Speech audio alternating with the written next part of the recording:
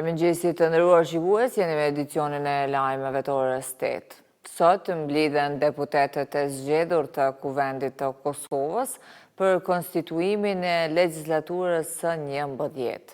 Në njoftimin e Kuvendit bëhet e ditur se procedura fillon me formimin e komisionit të përkohshëm për verifikimin e mandateve të deputetëve.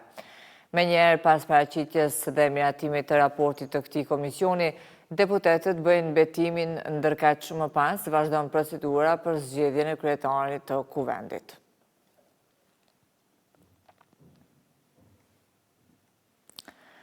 Ndërkohë, pa marrëveshje ka përfunduar dje edhe takimi i dytë ndërmjet liderit të lëvizjes Vetëvendosje Albin Kurti dhe atij të Lidhjes Demokratike të Kosovës Lumir Abdigjiku. Kur të realizojmë marrëveshjen, do t'ju njoftojmë, tha Kurti para mediave pas përfundimit të takimit. Edhe takimi i parë mes të dy liderëve, që zgjati më shumë se 3 orë, përfundoi pa marrëveshje, por që lanë të hapur mundësinë e diskutimit në ditët në vazhdim.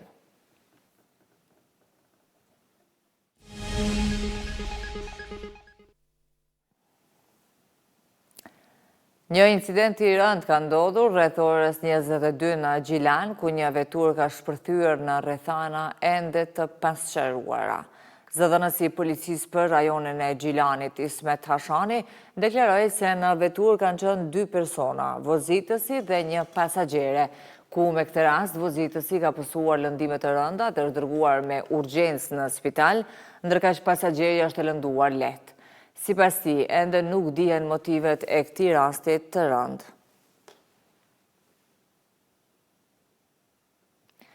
Ministria e Arsimit ka njoftuar se kanë mbetur vetëm edhe pak ditë deri në përfundimin e afatit për aplikim për subvencionimin e teksteve dhe materialeve shkollore për nxënësit.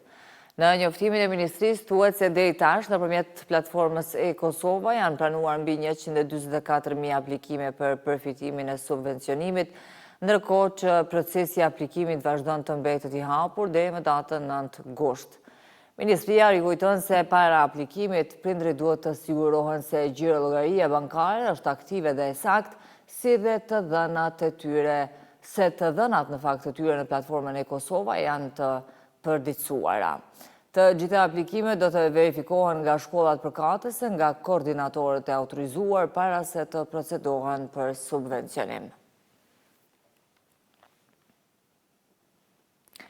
Ministria e Tregtisë ka njoftuar se Inspektorati Qendror i Mbikëqyrjes së Tregut, në bashkërendim me Agjencinë e Ushqimit dhe Veterinarisë, do të fillojë kontrolle intensive në të gjitha hallkat e zinxhirit të tregtimit, nga prodhuesit deri te pika e shitjes me pakicë të qumshtit dhe të produkteve të tij. Aksioni thuhet do të ndërmerret bazuar në gjetjet e përcjella nga agjencia.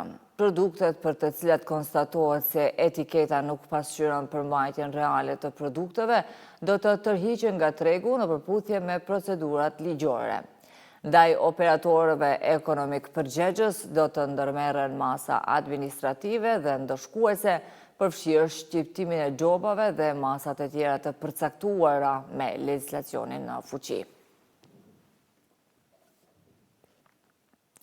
Të nderuar shikues, kaq për këtë edicion të lajmeve, bashkë takohemi në edicionin e orës 9. Ne ju falenderojmë për vëmendje, mirupafshim.